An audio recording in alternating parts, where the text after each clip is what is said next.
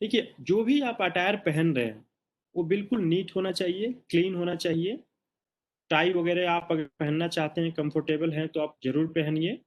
उसके साथ जो गर्ल्स हैं उनको साड़ी या सूट जिसमें भी वो कंफर्टेबल है वो पहने। और साथ ही साथ आप जो है फुल्ली ड्रेस तब तक नहीं कहे जाएंगे जब तक आप अपने चेहरे पे एक स्माइल नहीं रखते हैं। तो आपको अपने चेहरे पे स्माइल भी रखना है। स्माइल भी आपका दो तरीके से हो सकता है, एक फेक स्माइल हो सकता है, एक जेन्युइन स्माइल हो सकता है। आई विल सजेस्ट कि गो फॉर जेन्युइन स्माइल। और जहां जितना स्माइल करने की जरूरत है उतना ही स्माइल करिए। ये जो है बोर्ड को एंगेज किए रहेगा और आपकी जो आप लाइवली पर्सन है उसको भी ये शो करेगा। राइट। ओके। तो ये हो गया आपका ड्रेस का। उसके बाद हम बात करेंगे फेशियल एक्सप्रेशन का। फेशियल एक्सप्रेशन कई बार आपका जो कि हम नॉन वर्बल कम्युनिकेशन कहते हैं, कम्युनिकेशन टू टाइप्स का होता है। एक वर्बल कम्युनिकेशन, एक नॉन वर्बल कम्युनिकेशन।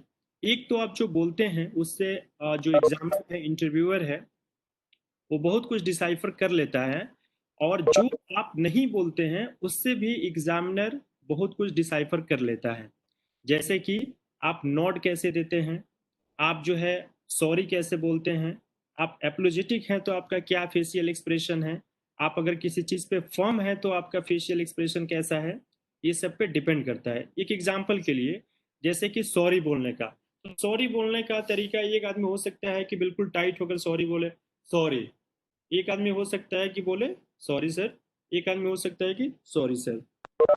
इन तीनों में फर्क है। इस फर्क को आप खुद समझ रहे होंगे और जान रहे होंगे आपको किस लहजे में सॉरी बोलना है, किस लहजे में आपको जो है फर्म रहना है। It's all okay. उसके बाद हम आते हैं आपका आर्ट ऑफ लिसनिंग पे। जब आप इंटरव्यू बोर्ड को फेस करते हैं, आपको चेयर ऑफर किया जाता है, आप बैठते हैं। किस तरह से बैठते हैं, कई लोगों की आदत होती है कि चेयर को हम थोड़ा खींच लेते हैं, चेयर को खींच कर फिर बैठते हैं। लेकिन इंटरव्यू बोर्ड में आपको ऐसा नहीं करना है। आपको चेयर नहीं खींचना चाहिए, चेयर जहां पे रखा हुआ है वहीं पे आपको जाकर बैठना चाहिए। और जब तक पैनल और पैनलिस्ट जब तक कहते नहीं है कि प्लीज हैव योर सीट, आप बैठ जाइए, तब तक आप बैठिए मत। राइट। जब तक आपको दरवाजे पे सपोज दैट कोई प्यून आकर आपको छोड़ देता है दरवाजे पे कि आपको एंट्री लेना है, तो वहां पे एक बार आप अगर बोर्ड मेंबर आपकी तरफ देख रहे हैं तो एक बार उसे जरूर इजाजत लीजिए कि मैं कम इन सर। तो आपको बोलेंगे yes please come in and have your seat. फिर आप बैठ जाइए जाकर। और बैठने के बाद आप एक बार थैंक यू जरूर बोल दीजिए। साथ ही साथ विश करना मत भूलिए। अगर फोरनून है तो गुड मॉर्निंग, एंड आफ्टरनून है तो गुड आफ्टरनून। इस बात का आप ध्यान रखेंगे। कई बार बीच में होगा कि गुड मॉर्निंग को गुड आफ्टरनून बोलेंगे और आप भी बोलेंगे गुड आफ्टरनून। इससे ये पता चल जाएगा कि आपका प्रेजेंस ऑफ माइंड कितना अभी काम कर रहा है। ठीक। तो आप ये ध्यान रखेंगे। और ये चीज तभी हो सकता है जब आप एक एक्टिव लिसनर हो, जब आप चीजों को सुन रहे हो, कंप्रहेंड कर रहे हैं, then only you will come to the correct answer. Right. उसके बाद हम बात करते हैं। अच्छा, एक चीज और है कि लिसनिंग और हर्डिंग, लिसनिंग और हियरिंग में क्या डिफरेंस है। देखिए, लिसनिंग और हियरिंग, हियरिंग आप क्या करते हैं, बस एक साउंड को आप परसीव करते हैं, साउंड को परसीव करते हैं। और हो सकता है कि उसका प्रोसेस आप दिमाग में करते हैं या नहीं करते हैं, it hardly matters to you. लेकिन जब हम किसी चीज को सुनते हैं, लिसन करते हैं, तो उसको हम अपने दिमाग में उसको परसीव करते हैं, प्लस उसको कंप्रहेंड करते हैं। जो भी हमारा एनालिसिस होता है, लॉजिक लगता है उस पर, वो लगता है। Then we respond to the question. Right. तो यहाँ पे रिस्पॉन्ड और रिएक्शन भी दो चीज होता है। आप क्वेश्चन को हमेशा रिस्पॉन्ड करेंगे, रिएक्शन कभी नहीं देंगे। Means never ever try to be reactive. Right. I hope कि रिएक्शन में और आप और रिएक्टिव में एंड रिस्पॉन्ड में आप फर्क आपको पता होगा।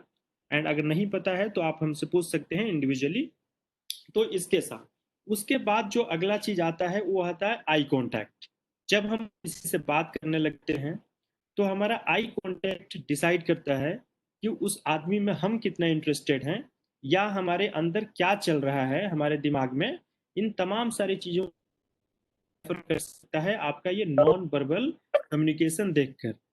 सपोज दैट कि आप बोलते बोलते आंसर देते देते आप जो है ऊपर नीचे दाएं बाएं आप देखने लगते हैं, या आपको नहीं आ रहा है तो आप नीचे देखने लगे, आपको आ रहा है तो आप बिल्कुल सामने देख रहे हैं, और दाएं कभी बाएं, ऐसे करके आप जो है अच्छा नहीं करेंगे। तो उसके लिए आप हमेशा ये करिए कि आपसे क्वेश्चन है उनके तरफ आप बिल्कुल आई कांटेक्ट डजंट मीन कि गेजिंग करना। There is again difference between eye contact and gazing.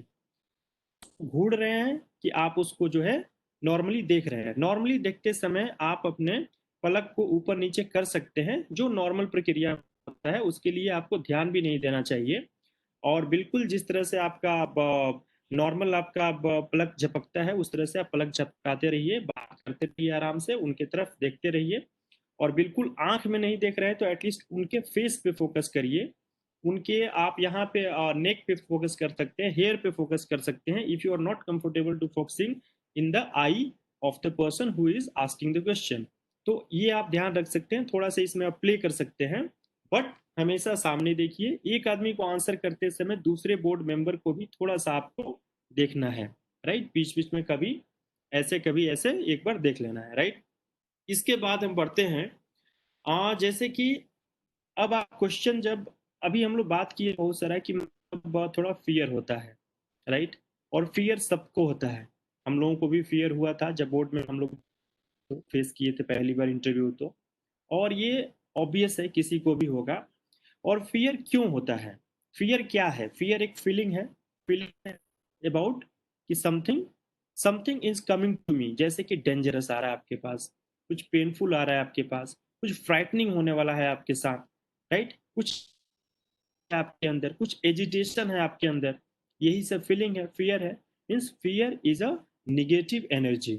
Suppose that आपसे बोर्ड मेंबर कहते हैं कि आप थोड़ा फियरफुल लग रहे हैं या आप में थोड़ा एंजाइटी ज़्यादा लग रहा है, तो आप जरूर एक्सेप्ट करिए। क्यों? क्योंकि अगर आप नहीं एक्सेप्ट करते हैं और क्वेश्चन के दौरान इस चीज़ को समझ जाते हैं कि आप फियरफुल हैं, आप में एंजाइटी ज़्यादा है, आप काफ़ी ज़्यादा एजिटेटेड हैं, तो अच्छा नहीं होगा। कि स्टार्ट तो आपने कहा था कि बिल्कुल मुझे डर नहीं लगता, और बीच में एक दो क्वेश्चन के दौरान आपका ये पता चल गया कि आपको डर लगता है, तो ऑब्वियसली आप कहिए कि sir since I am facing this board and I got this opportunity to interact with such a great people, and that is why sir I have a little bit anxiety that how I am going to carry it forward, right। तो थोड़ा सा आप ये बता सकते हैं, और ये बिल्कुल आपका ट्रू जो है एक्सेप्टेंस है, इसमें कोई भी फेक चीज़ है आपको डिसाइफर नहीं होती है, आप ये कर सकते हैं, ठीक।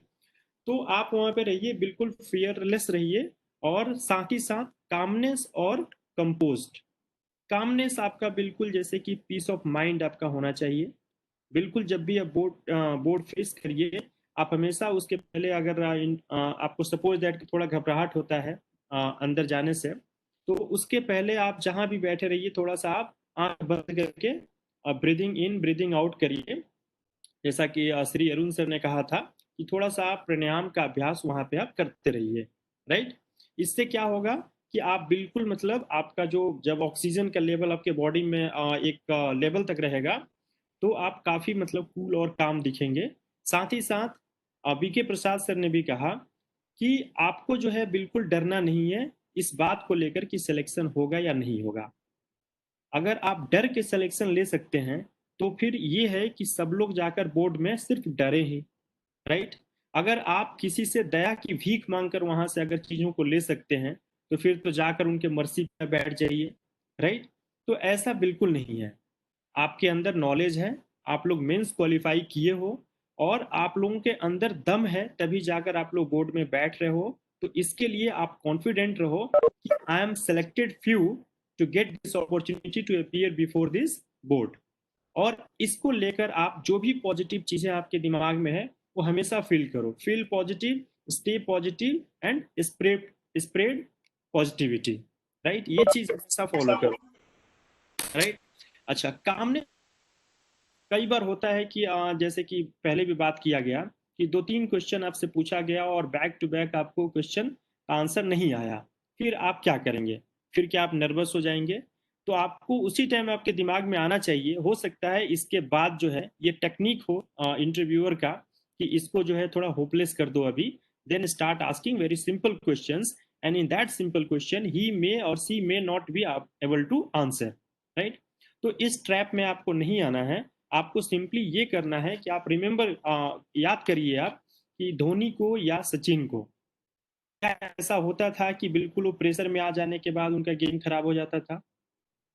ऐसा नहीं होता था। तो ऐसा वो कैसे कर लेते थे? It's all about practice.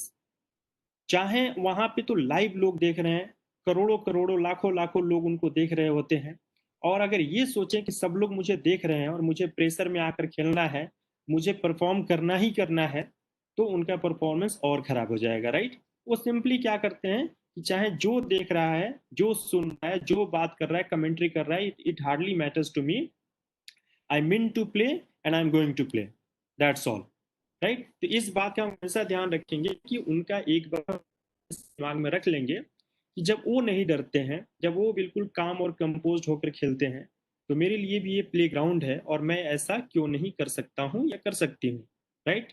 Okay. और फिर जो है कुछ चीजें हैं जैसे कि हम्बलनेस एंड सबमिसिवनेस, राइट। हम कई बार होते हैं कि इतना हम्बल हो जाते हैं कि हम भूल जाते हैं कि हम वो लाइन को क्रॉस करके हम सबमिसिव हो गए। सबमिसिव मतलब simply to submit, to submit your self. मैंने कहा ये सही है, आपने कहा हाँ सर ये सही है। मैंने कहा ये गलत है, आपने कहा हाँ सर ये गलत है। मैंने कहा ये कर दो, यस सर कर देंगे, नहीं करो नहीं करेंगे, ठीक। ये मतलब extra respect, extra humbleness lead to submissiveness. जैसे कि एक एग्जांपल याद रखिए, आपको पूरा क्लियर हो जाएगा। गांधी जी, गांधी जी हम्बल थे, गांधी जी सबमिसिव नहीं थे। गांधी जी के सामने चाहे जितना भी माउंटेन के बराबर भी प्रॉब्लम होती थी, लेकिन उनकी हम्बलनेस कभी नहीं जाती थी, और वो कभी नहीं अपने आप को सबमिट कर देते थे कि नहीं ये प्रॉब्लम मैं अब रिजॉल्व नहीं कर सकता, now here bye I am submitting this, never ever, right. तो आप इस लाइन को क्रॉस नहीं करेंगे, आप हम्बल रहिए। Humble means to the ground रहिए, आप जो हैं वही रहिए, बिल्कुल जैसे हैं वैसे ही रहिए, but do not try to be submissive. जैसे कि अगर आपको कुछ नहीं आ रहा है, सॉरी सर मुझे नहीं आता सर, सर माफ कर दीजिए सर, नेवर एवर आता है sir I do not know, I am sorry sir, I didn't read about it, है ना, और I couldn't read about it and about this, कहकर आप सिंपल वे में निकल सकते हैं वहां से, और ऐसा नहीं कि पूछेंगे नहीं आपको क्यों नहीं आता है, this is not going to happen. तो ये चीज। दूसरा चीज मैं बात करूंगा, ये हो गया कि आप इंटरव्यू बोर्ड में कैसे अपने आप को प्रेजेंट करेंगे, कैसे एक एक्टिव लिसनर की तरह रहेंगे।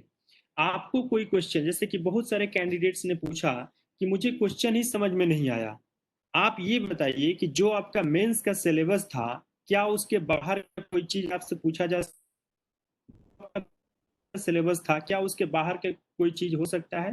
क्वेश्चन पॉलिटी से हो सकता है, इकोनॉमी से हो सकता है, आपके ऑप्शनल से हो सकता है, जनरल नॉलेज से हो सकता है, जनरल अवेयरनेस से हो सकता है, और शायद ही कोई ऐसा वर्ड्स है जो कि आप पढ़े हो और वो आपसे पूछ के कुछ और पूछ लिया, राइट।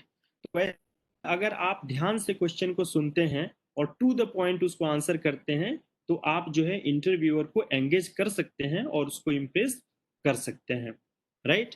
उसके बाद जो है आप लोगों में से बहुत सारे लोग जो है वर्क एक्सपीरियंस के बारे में, चाहे अपने ग्रेजुएशन के बारे में, स्कूल्स के बारे में, बहुत सारे मतलब सवाल लोगों के डाउट हैं। देखिए इंटरव्यू सिंपली क्या है, इंटरव्यू की प्रिपरेशन के लिए आपको हर पल जो है बुक देखने की जरूरत नहीं है। आपको कई बार एकांत में बैठकर अपने द्वारा किए गए कार्यों का निरीक्षण करना भी आपका इंटरव्यू है, राइट। आप में आपने स्कूलिंग कैसे किया, आप कैसे पढ़ाई में थे, आपके दोस्त यार कौन थे, आपके किस तरह से मतलब वार्तालाप होती थी, कैसे आप मतलब ग्रुप डिस्कशन में पार्टिसिपेट करते थे, कभी आप जीते कभी हारे, आपका मिक्स इमोशंस क्या हुआ, आप किस तरह के आदमी थे, आप में जेलसी था, आप में एक मोटिवेटर थे, आप में एक लीडरशिप क्वालिटी था, किस तरह के पर्सनालिटी थे। आप अपने आप को सिर्फ एसेस करिए, अब बैठिए सिंपली लेकर एसेस करिए। इट्स नॉट ऑलवेज दैट कि you going to read polity, economy, history, geography, कि बाप रे बाप वहां पे इतना सारा क्वेश्चन पूछेगा and I have to answer end to end, it is not going to happen. एक दो क्वेश्चन, चार क्वेश्चन आपसे पूछ लिया जाएगा। उसमें हो सकता है कि अगर आपको पता हो तो आप अच्छे से बता देंगे, नहीं पता है आप नहीं बताते हैं, इट्स ओके। लेकिन कुछ चीजें जो आपकी जीवन से डायरेक्टली जुड़ी हुई है, आप उसको नहीं बताते हैं, तो रियली इट्स पेनफुल, राइट। आपसे कहता है कि क्या आपने कभी अपने स्कूल डेज में कोई लीडरशिप वाला काम किया है?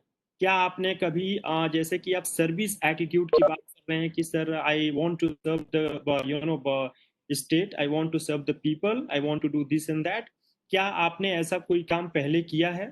तो अगर आप किए हैं तो डेफिनेटली उसका अकाउंटल आप वहां प्रेजेंट कर सकते हैं कि हाँ सर, मैं क्लास मॉनिटर था, या एक जगह टूर या ट्रिप गया था, वहां पे मैं किस तरह से लीडरशिप कमांड किया था और कैसे कैसे मैं चीजों को मैनेज किया था, ये आप बता सकते हैं। और जो किया है वो अच्छे से बता सकता है, जो नहीं किया है या थोड़ा बहुत किया है उसको जरूरत है कि थोड़ा सा उस पर वर्क कर ले, राइट। तो इस तरीके से चीजों को आप थोड़ा अपने इनर को देखिए, अपने इनसाइड को देखिए, राइट। अभी आप लोगों से कैसे बात करते हैं, कैसे आपका बिहेवियर है, उस पर आप फोकस करिए। आप में कितना मतलब अपने से बड़ों का छोटों का रिस्पेक्ट करने का, आदर का भाव है, ये सारी चीजों पे आप फोकस करिए। साथ ही साथ मतलब आप मतलब बिहेव 24/7 की you are an officer, right. आप एक ऑफिसर हैं, इस तरह से बिहेव आप करिए, छोटों से बड़ों से बात करिए, किसी इश्यूज को वैसे ही आप पूरा होलिस्टिक वे में देखिए। नेवर एवर कि उसका एक एस्पेक्ट आपने देख लिया एंड रेस्ट यू सी की मतलब कि जैसे कि अरुण सर ने कहा कि बिकॉज ऑफ बायसनेस आई में ओवरलुक इट। तो ऐसा मत करिए, उसको पूरा एक होलिस्टिक से देखिए। ये हो गया। प्लस आपका job preferences, I am sorry, service preferences. So आपने देखा होगा कि बहुत लोग इंटरचेंजेबली ये कहते रहते हैं कि job and service, job and service. तो जॉब और सर्विस में कुछ डिफरेंसेस हैं, आप उसको देख लेंगे और बहुत लोग जानते भी होंगे कि जॉब क्या होता है, सर्विस क्या होता है। तो डेफिनेटली इट्स सर्विस प्रेफरेंसेस जो आप देते हैं। तो इसके बारे में आप थोड़ा सा स्टडी कर लीजिए कि आपने कौन कौन से प्रेफरेंसेस पहले दिया है, कौन से बाद में दिया है, किस ऑर्डर में दिया है, इसको आप ध्यान से देख लेंगे, क्योंकि ये आपने फिल किया था। और आप ऑब्वियसली जब फिल किए होंगे तो दिमाग से एक्सरसाइज किए होंगे, तो उस एक्सरसाइज को आप भूल सकते हैं, या मतलब कि आपके दिमाग से मिस नहीं कर सकता है, राइट। तो आप उसको याद रखेंगे। और रही बात कि ये प्रेफरेंसेस क्यों है, why it is preferences. Preferences इसीलिए है कि आप इनमें से कौन सी चीज में कंफर्टेबल हैं, उसको आप पहला प्रेफरेंस दे सकते हैं।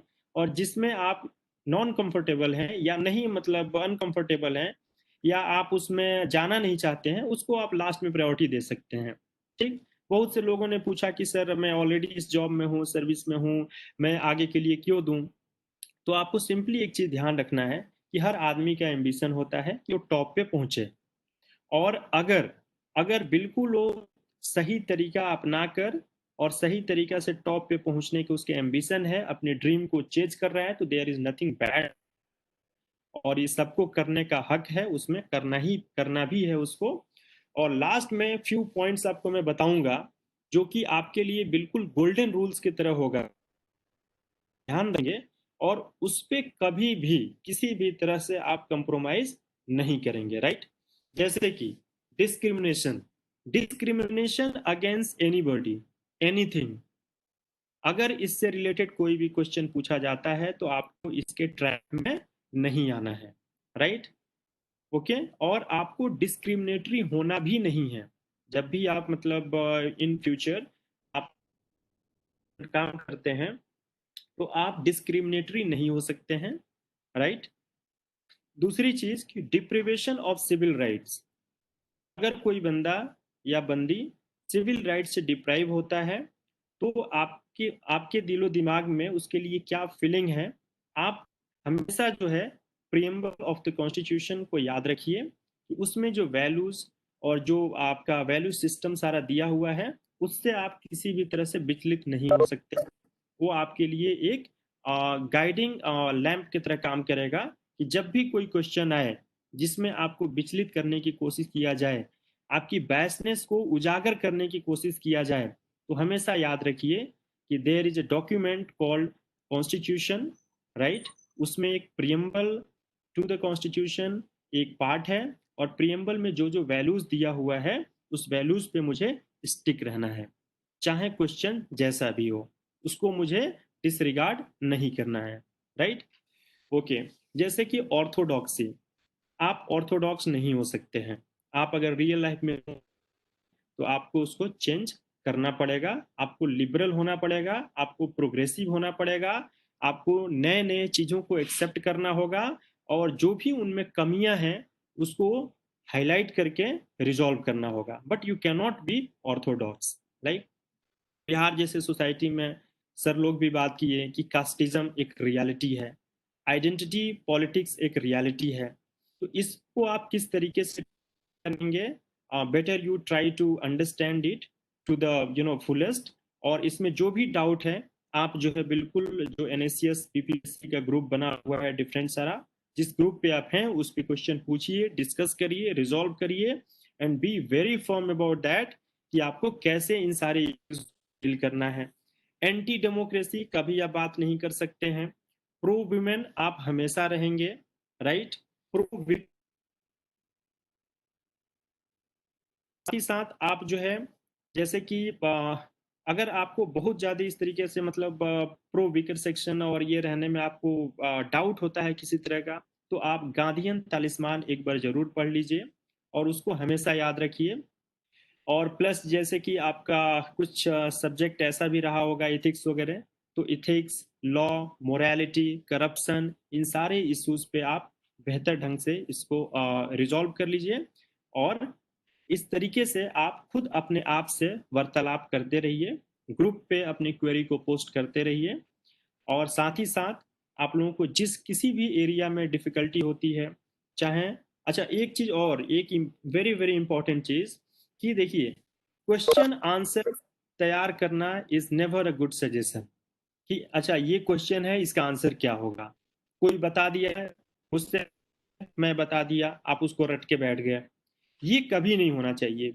हमेशा जो है एरिया को प्रिपेयर करिए, prepare about area, area subject. जैसे यूपीएससी में या किसी भी स्टेट पीसीएस में आपका सब्जेक्ट होता है डिफरेंट सारा, उस सब्जेक्ट पे आप जो है, आपको जो है बात करना है। जब हम एस्से लिखते हैं तो एस्से का जो एक टॉपिक होता है वो अपने आप में एक सब्जेक्ट होता है, वैसे ही आपको सब्जेक्ट की तैयारी करनी है। फॉर एग्जाम्पल सोशल मीडिया, तो social media as a subject आप उसको पूरा समझिए कि why social media, when started its prominence, social media किस तरह से, मतलब इसका प्रोस एंड कॉन्स क्या है, सोशल मीडिया को क्या बैन कर देना चाहिए, मीडिया क्या है, प्रिंट मीडिया को कैसे सोशल मीडिया धीरे धीरे खत्म कर दिया, social media has become a great voice in the democracy, कैसे ये सोशल मीडिया रिवॉल्यूशन ला सकता है, कैसे ये अरब स्प्रिंग जैसे चीजों को मतलब इनिशिएट कर सकता है। तो आप सोशल मीडिया पे बिल्कुल क्लियर रखिए। अब इसमें से एग्जामिनर कुछ भी आपसे पूछ दें कि do you think social media should be regulated, जब आप इन सारे थियरीज को जब आप पढ़ेंगे एक बार सरसरी निगाह से, विदाउट एनी बायस, विदाउट एनी रॉन्ग एंगल, तो आपको उसका आंसर खुद ब खुद अंदर से निकल जाएगा कि नहीं सर, सोशल मीडिया जो है डेमोक्रेसी का और मीडिया का एक पार्ट है, और इसके थ्रू जो है लोग अपनी ग्रीवांसेस को रिड्रेस भी करते हैं और प्रॉब्लम सॉल्व करते हैं। इससे एक डिस्कोर्स और डिबेट का भी एक जो है माहौल बनता है, जो कि फर्दर डेमोक्रेसी को स्ट्रेंथन करता है। और इस तरीके से आपको एन नंबर ऑफ आइडिया मिल जाएगा। जैसे कि हम जब एस्से लिखते हैं तो हम सपोज दैट कि मतलब टेक्नोलॉजी एज अ बोन और कर्स, तो हम क्या करते हैं, पूरा उस पर चीजों को गैदर करते हैं कि टेक्नोलॉजी क्या है, टेक्नोलॉजी से रिलेटेड बोन क्या है, कर्स क्या है, उसका बैलेंस व्यूज क्या है, इन सारी चीजों पे हम बात करते हैं। सिंपली आप ऐसे ही मतलब चीजों को स्टडी करेंगे। फॉर एग्जाम्पल आपने ग्रेजुएशन किया है इंजीनियरिंग में, राइट। तो इंजीनियरिंग करने के बाद आप सिविल सर्विसेज क्यों ज्वाइन करना चाहते हैं, बहुत क्लियर आइडिया होना चाहिए कि इंजीनियरिंग को बस आप एक ग्रेजुएशन की तरह देखिए। It's only technical and non technical, difference between technical and non technical. आपने सिंपल ग्रेजुएशन किया था, राइट, और आपने सपोज दैट कि टेक्निकल ग्रेजुएशन कर लिया, आपने टेक्निकल सब्जेक्ट में ग्रेजुएशन कर लिया, इट डजेंट मीन कि मतलब आपको जो है उसी टेक्निकल सब्जेक्ट में थ्रू आउट लाइफ रह जाना है। आप एस्पायर कर सकते हैं, आप अपना फील्ड चूज कर सकते हैं। और आप जस्ट इमेजिन कीजिए कि आपको ये चूज करने का मौका दिया गया है ना, तभी तो आप इंजीनियरिंग करने के बाद भी आप जो है सिविल सर्विसेज को ज्वाइन कर पा रहे हैं। अगर नहीं, अगर गलत होता देना तो आपको ये ऑप्शन ही नहीं दिया गया होता। तो जस्ट थिंक लाइक दैट, आपका बहुत सारा डाउट क्लियर हो जाएगा जब आप खुद सोचने के लिए बैठेंगे, राइट। तो इसी के साथ मैं अपना वक्तव्य समाप्त करता हूँ। और 24/7 ओपन है, और आप अपना डाउट ग्रुप पे लिखिए। साथ ही साथ हम कुछ वीडियोस भी बनाकर आपको टाइम टू टाइम डालते रहेंगे। हमारे बहुत सारे मतलब लोग हैं, जो ऑफिसर्स हैं, जो कि आपसे बात करना चाहते हैं, और आप लोगों के स्पेशल डिमांड पे हम इस तरह की क्लासेस भी फर्दर ऑर्गेनाइज करते रहेंगे from my sides. And thank you very much for the session before lunch. और आई होप कि मतलब सब लोग अच्छा करेंगे। पिछले बार भी हम लोग बीपीएससी के कुछ कैंडिडेट्स को इंटरव्यू दिलवाए थे, और वो काफ़ी बेहतर परफॉर्म किए थे। और मैं उम्मीद करता हूँ कि आप लोग भी ऐसा करें। हम लोग टच, और आप लोग वहाँ पे अपनी क्वेरी को रिजॉल्व कर सकते हैं। Thank you very much once again. Have a good day and enjoy, and be always smiling, be always smiling, right? Thanks a lot. Good morning Sunita, आप ज्वाइन कर ली हो?